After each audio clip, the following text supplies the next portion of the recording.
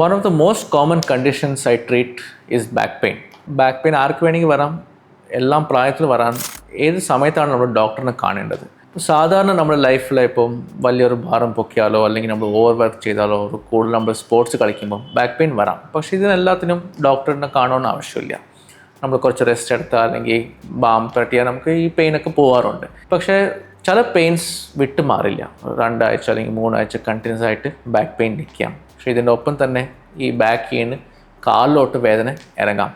ബാക്കിൽ കൂടെ പെയിന് പോയിട്ട് പാദട്ട വരെ നമുക്ക് പെയിൻ വരാനുള്ളൊരു സാധ്യതയുണ്ട്. അല്ലെങ്കിൽ ഈ പെയിൻ്റെ ഒപ്പം തന്നെ നമുക്ക് കാലിൽ നമുക്ക് മരവിപ്പ് വരാം അല്ലെങ്കിൽ തറിപ്പ് വരാം. ഇങ്ങനെ ഇഷ്യൂസ് വരുമ്പം നമുക്ക് നേരത്തെ തന്നെ ഡോക്ടറിന് പോയി കാണണം.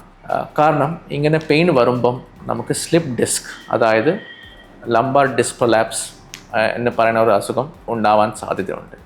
ഇങ്ങനെ സ്ലിപ്പ് ഡിസ്ക് നമ്മൾ മിസ് ചെയ്ത് കഴിഞ്ഞാൽ ഈ ഡിസ്കിൻ്റെ അസുഖം കൂടി വഷളാവുമ്പം പതുക്കെ നമ്മുടെ ഞരമ്പിൻ്റെ പ്രവർത്തനം കുറഞ്ഞ് കാലിന് ബലക്കുറവ് വരാം, അല്ലെങ്കിൽ നമ്മുടെ മലമൂത്രത്തിൻ്റെ കൺട്രോൾ നഷ്ടപ്പെടാൻ സാധ്യതയുണ്ട്.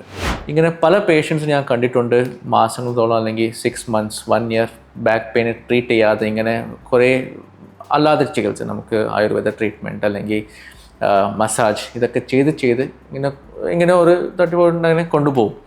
പക്ഷേ ഈ ബാക്ക് പെയിൻ കറക്റ്റായിട്ട് എന്താണുള്ള ഡയഗ്നോസിസ് ചെയ്യാതെ അത് ട്രീറ്റ്മെൻറ്റ് സ്റ്റാർട്ട് ചെയ്യാത്തതുകൊണ്ട് പലർക്കും കാലിന് ബലക്കുറവ് പെർമനൻ്റ് ആയിട്ടുണ്ട്. അങ്ങനത്തെ പേഷ്യൻ്റ് നമ്മൾ സർജറി ചെയ്താൽ പോലെ തന്നെ നമുക്ക് തിരിച്ച് കിട്ടില്ല. അപ്പം always it is better to know what the problem is and then treat it accordingly. അപ്പം ബാക്ക് പെയിൻ്റെ ഒപ്പം നമുക്ക് കാലിലോട്ടുള്ള വേദന അല്ലെങ്കിൽ മരവിപ്പ് അല്ലെങ്കിൽ മൂത്രം പോകാൻ പറ്റാത്തൊരു അവസ്ഥ വരുമ്പോൾ definitely see your doctor as soon as possible.